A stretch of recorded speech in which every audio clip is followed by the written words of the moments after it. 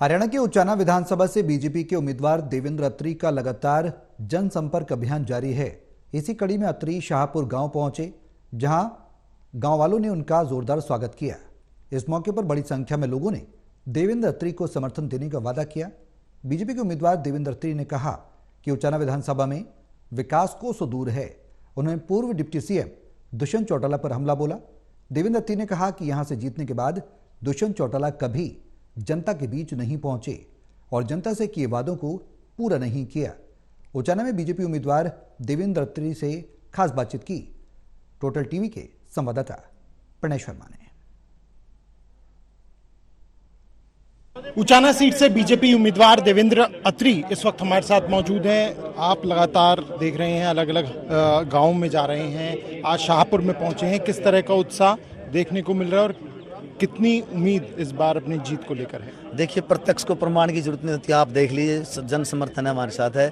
Bharatiya Janata party के यहाँ से कमल का फूल खिला के रहेंगे। क्योंकि पहली बार ये आप चुनावी मैदान में उतरे हैं, तो फर्स्ट टाइम भी है, नया अनुभव भी है। उस हिसाब से जनता से जब आप बातचीत कर रहे हैं, क्या कुछ मुद्दे हैं जिन्हें लेकर आप जनता के बीच पहुंच रहे हैं? देखिए, चुनाव बेशक से हम पहली बार लड़ रहे हैं, लेकिन चुनाव लड़वाए बहुत हैं। पीछे मैंने 4 से 5 चुनाव लड़वाए हैं, तो एक्सपीरियंस का है। जैसे मेरे पिताजी का भी आपको पता है, आप सब लोग जानते हैं, उनके साथी हैं यहाँ, बुजुर्ग बहुत सारे बैठे हैं, उनके साथ काम किया है और राजनीतिक रूप से भी, सामाजिक रूप से भी बहुत होता है।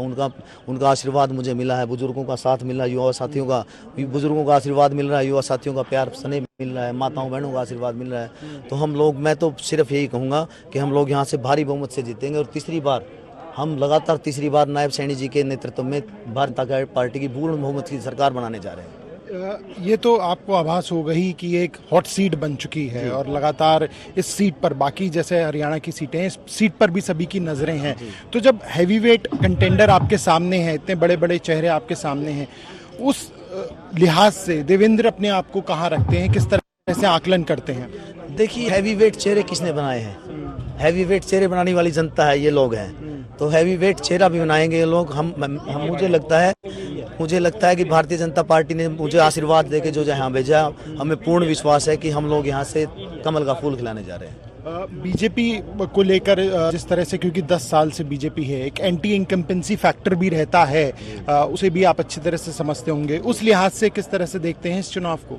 देखिए, भारतीय जनता पार्टी ने जो धरातल पे काम की है, बिना पर्ची बिना खर्ची एक इतिहास रचा है। साथ में एक क्षेत्रवाद, पहले सबको पता है, हर व्यक्ति को, यहाँ खड़े हुए हर व्यक्ति को पता है कि कहाँ विकास होता था, कैसे नौकरियां लगते थे लोग, किस तरह की नौकरी को बेचा जाता था।